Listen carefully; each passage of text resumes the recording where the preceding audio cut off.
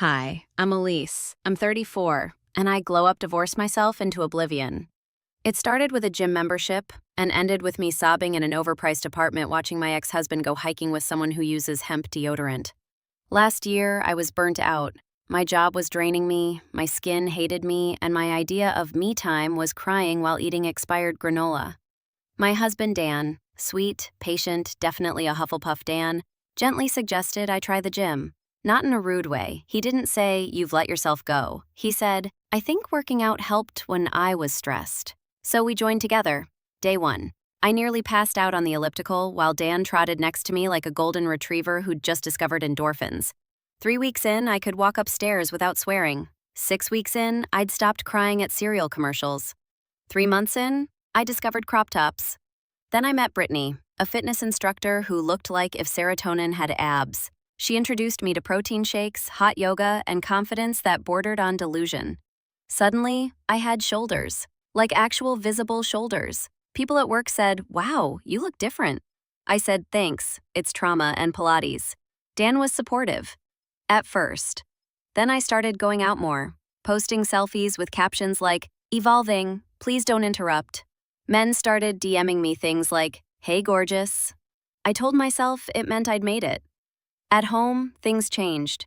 Dan made dinner, folded laundry, rubbed my feet. I, meanwhile, was Googling how to tell if you've outgrown your relationship without sounding like a jerk. The more I transformed, the more Dan stayed the same. Soft t-shirts, kind eyes, dad jokes, adorable, also boring. I wanted edge. I wanted excitement. Dan wanted to know if I still liked almond milk or oat milk. Then came Owen, sleek, sarcastic, gym-adjacent, smelled like sandalwood. He flirted. I let him. Dan noticed. He didn't say anything, just watched. Like his heart was cracking slowly, one eye roll at a time. One night, Dan asked, "Are we okay?" And what did I do? I laughed. I laughed. Then said something like, "Relax. You told me to go to the gym." Dan nodded, got up, walked away. The next week, I told him I wanted space. He moved out. I called it self-discovery. What it really was? A full-blown glow-up crisis with a side of delusion. I moved into a cute downtown apartment with IKEA furniture and an identity crisis. Started dating Owen. He took me to fancy places Dan used to call pretentious.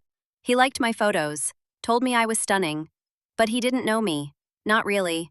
He didn't know my coffee order, didn't remember my birthday. Once he texted, "You up?" while I was brushing my teeth in his bathroom.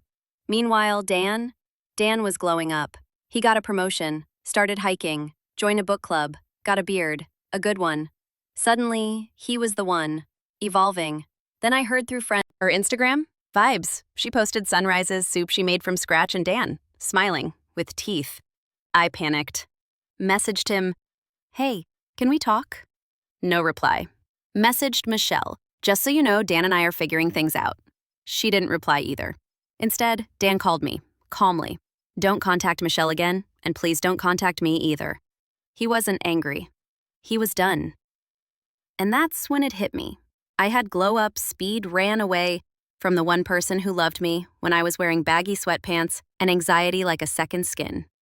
And now, he was gone. For real. And I had abs, but no husband. I tried everything. Flirty texts, apologies, accidental voice notes, even joined his hiking group. He didn't show. Now I sit in my apartment that smells like eucalyptus candles and regret, scrolling through their engagement photos, Dan and Michelle, on a mountain, holding a puppy. Meanwhile, I'm here, trying to find peace in therapy, green smoothies, and solo Netflix nights. Let this be your sign. The glow-up is fun, but don't lose the people who loved you before the high-waisted leggings and filtered lighting. Because when it's gone, and no amount of squats can fix that. The end.